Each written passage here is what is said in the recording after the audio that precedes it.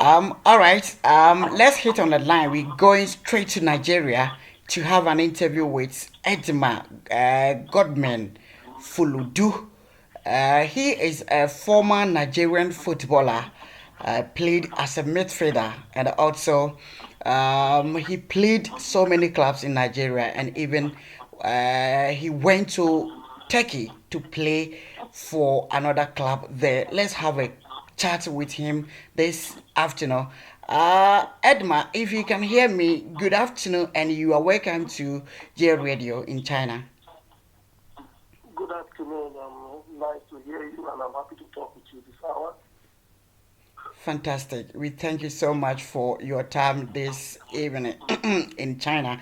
So first of all, we would like to thank you so much for your time. And also, the first question goes like this, like I said to you before.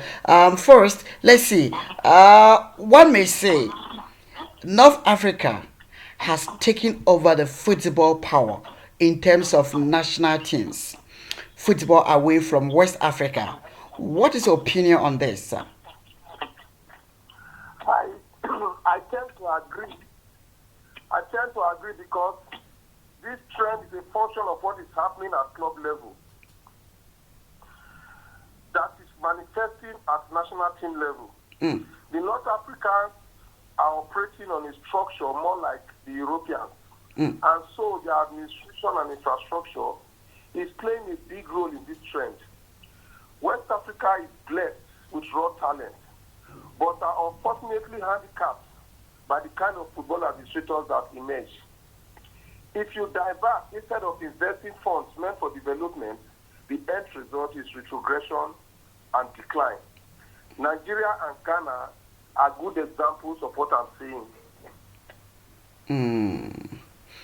All right. Yes. Okay. Mm. All right. So thank you so much for that. Coronavirus and the football has taken over the globally.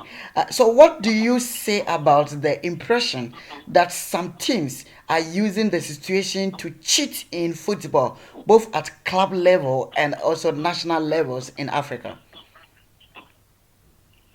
Yes, in the advent of this unfortunate pandemic, we have had we have heard how clubs, especially in Africa, African football competitions, Mm. are using it to disrupt other teams to gain undue advantage. From Congo to South Africa to Morocco to Ivory Coast, the story of contradicting PCROs for players at club level, yes, as club competition, became the trend. We Africans, we care less about how victories are attained, even in sports, and this is against the spirit of competitive sports for inclusion and development.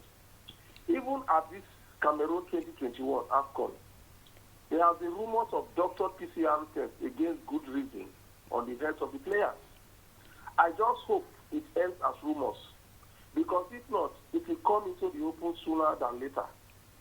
We cannot be using health issues to deprive teams of their quality, or to also engage players who have tested positive to go and play against their health. It can become devastating. You may get away a few times, but sometimes when it gets bad, and then people will start to shout. We Africans must begin to do it properly so that we can develop our system. Fantastic. That's my thinking. Fantastic. Nice one there. Can you confirm the resignation of Augustine Iguovon as interim coach for Super Eagles of Nigeria? And also, if he has, what is your take on his decision? Well, interim is interim. My understanding of interim is that it's a short term. Yes. And Anthony Iguovon is my personal friend. I cannot confirm if he has actually resigned. But for me, he doesn't have to resign. The job is for this AFCON. And Nigeria's AFCON ended abruptly. So he just has to return to his former position as technical director of Nigeria Football Federation. If he had gone all the way to win the Nations Cup, of course, a new chapter of engagement would have been opened. Okay. However, I still believe, as an advocate of homegrown coaches, that Augustine Guavon be left to continue with the team with a full-fledged contract. He has a lot to offer the national team of Nigeria. That is my take. All right. Thanks so much. Ghana has been chasing their fifth AFCON trophy since Libya 1982.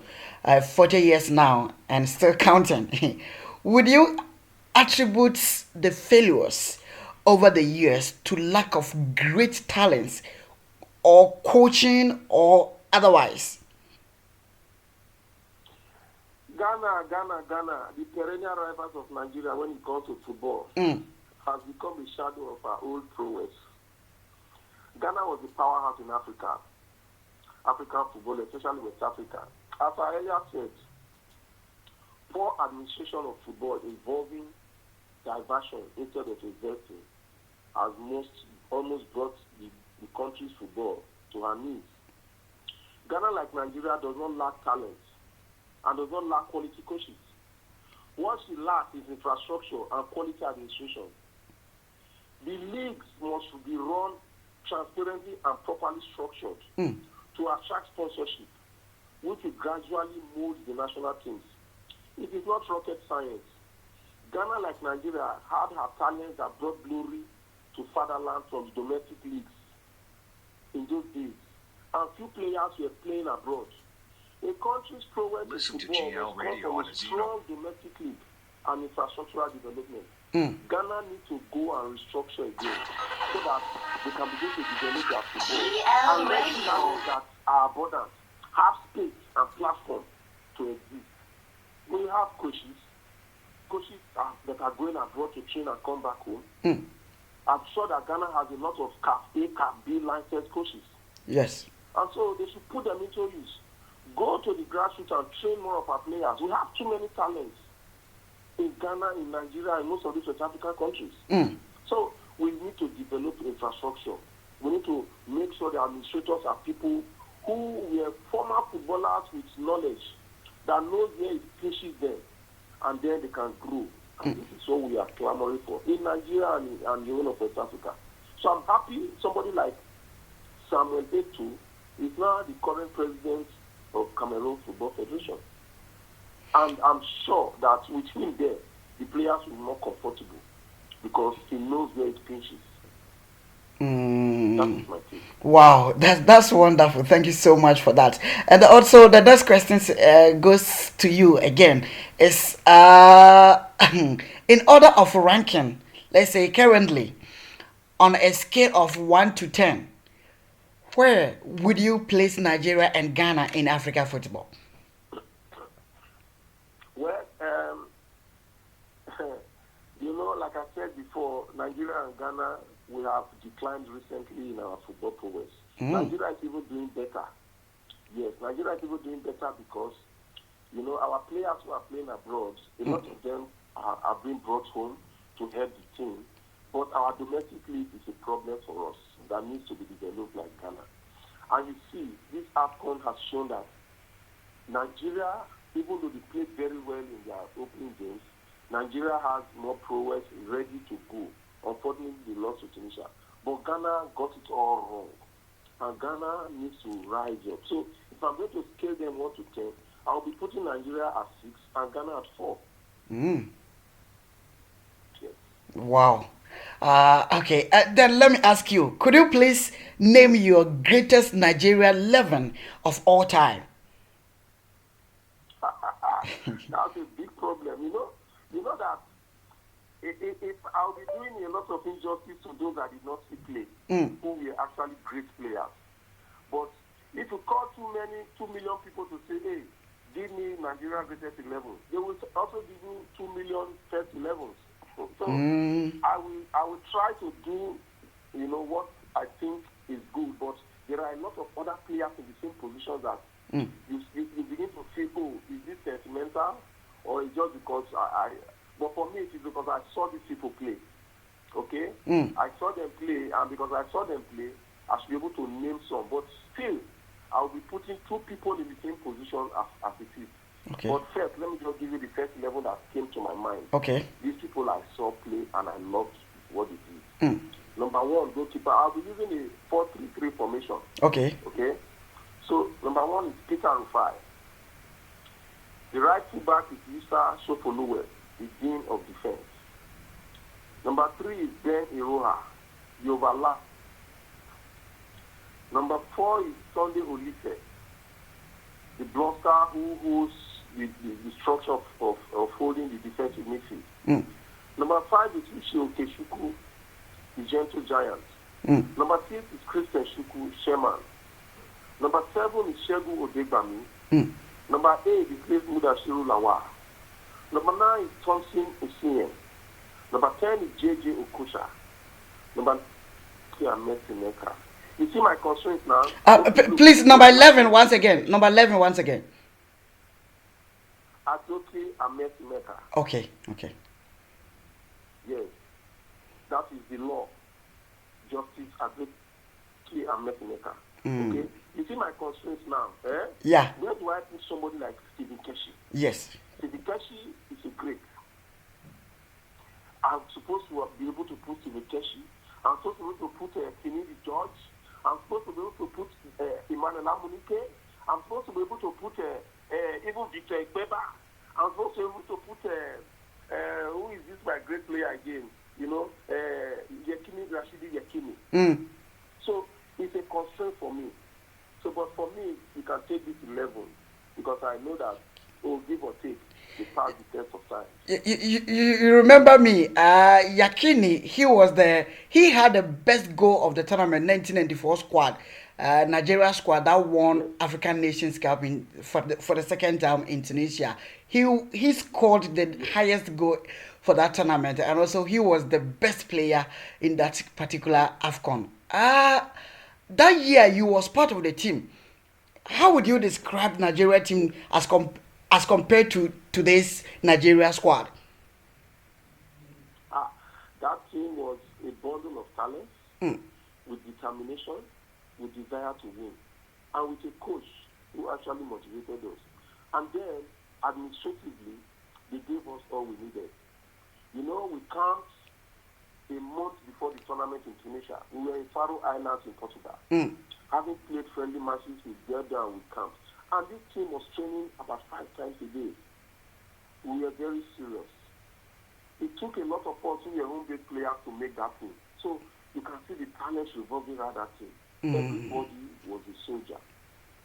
Then luck also played a great role in our part. You know, when the spirit and the chemistry moves together, then you can achieve. So we came to that tournament as people who were hungry to win.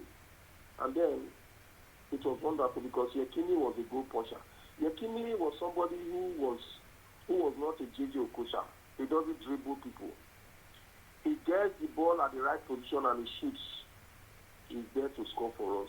And he was getting it. Similarly, Sunday Olise throws the ball there and he's able to mash it in, for sure.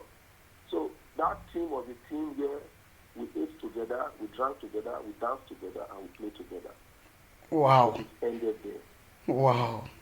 That's wonderful. So do you still talk to these players, 1994 squad, Iroha, Keshi, Uche, Okocha, I mean, Yakini, those players? Do you still hear from them? Yes, we do communicate. Unfortunately, we have lost a couple of them. Okay, in that our 1994 squad, Yakini is gone. Stephen Keshi is gone. Oh. Yes, Stephen Keshi is gone. Stephen Keshi, this is the second year. Yeah. This is the third year that he's gone. Yakini is gone. We have also lost Thompson Oliha, one of our great midfielders, is gone. Uche Okafor is gone. Oh. The third goalkeeper, Wilfred Abonavare, is gone. Yes. So we lost these players, you know, at that time. But the other ones, we talk. Amukachi is still around? Yeah, it's around. It's a special advisor to the president of the Federation of Nigeria. Wow. It's a person on sports. Yes. Okay. So we do communicate. Yes. Okay, thank you so much, sir. I was in Okay, thank you very much. Okay, let me ask you another question. With the current situations, both Ghana and Nigeria find themselves going into the World Cup playoffs in March. What will be your advice for both nations? For both nations. Yes. Well, Ghana and Nigeria, like I said, we are perennial rivals. Mm. When it has come to our playoffs now in the World Cup, you will see both teams rise above normal level. Mm. Ghana will even rise from the scaling of 4 I give to them, and they want to rise to the scale of 6 and match Nigeria, because this is Nigeria they're playing against, and we are playing against Ghana. So it's going to be very tough. But my advice is that we should remove all forms of sentiments and backbiting to play good football, so that the best representatives win and go to represent Africa. Good. The most important is that Africa must have good representation at the World Qatar 2022 to further boost our resolve to ask for more slots for Africa. Good. So it is not about a do or die affair, but that Ghana and Nigeria must show class to say let the better team win. And I'm rooting that Nigeria will win Ghana. Have you ever featured for Nigeria when playing against Ghana? No, I never played against Ghana. Okay. So Togo, yes. Okay. Say who wins? Who will win and qualify for the World Cup? Ghana, Nigeria. I just told you. I said I'm rooting for Nigeria. All right. Because I'm in Nigeria, but okay. On the current scale, Nigeria is playing better than Ghana right now. Okay. But Ghana will rise up because it's Nigeria they want to play against. Fantastic. I also believe that the better team should win, but Nigeria is better now, so Nigeria should win. Dear listeners, we are speaking with former Nigerian footballer. He was played as a midfielder. His name is Edema Fuludu. You remember this name? Yes. He has contributed a lot to Nigerian football. Sir, we know that you've contributed so much to Nigerian football. What are some of the experiences and differences between football in the 1990s and early 20s? Early 2000s to today's modern football? The truth is that then and now, the difference is we have better infrastructure now. The playing fields are better to a large extent. There is more money in the game than before, but the talents are not as we had before. We still have talent, but the truth is that they are not as committed as the ones in the 80s, 90s. That is the problem we have. People are not willing to play and enjoy themselves. They only play for how much money that will come into their pockets. And the administrators are not helping matters. We want a situation where we'll have coaches, ex-international coaches who are worth their onions, to coach players and allow the teams to play football that they have been taught, not to influence them from the background. I am a match commissioner in the Nigerian Professional Football League. Referees must be allowed to do their jobs. Okay. In Africa, we want to also interfere. We want to also influence. And it's a problem to our football. As a former footballer, it's very painful when a referee disrupts my game with his whistle. So they should be allowed freedom to handle their game, and referees must have security. This is the difference between then and now. We should improve on our security so that the players can be told that, look, they have more opportunities now than before. But they should also show passion. They should be dedicated to their job so that they can, encourage the fans to come back to the stadium. Fantastic. Edna Fuludu, we thank you so much for your time this evening. My pleasure. They were to have a chat with a former Nigerian footballer. Sports Show Fun on GL Radio with Sir Martin. For all your authentic, overspeed, and undiluted sports news, listen to Martin Terrier KT. He brings you the best in local and foreign news. Keep locked to Ghana Live Radio on every Mondays, Wednesdays, and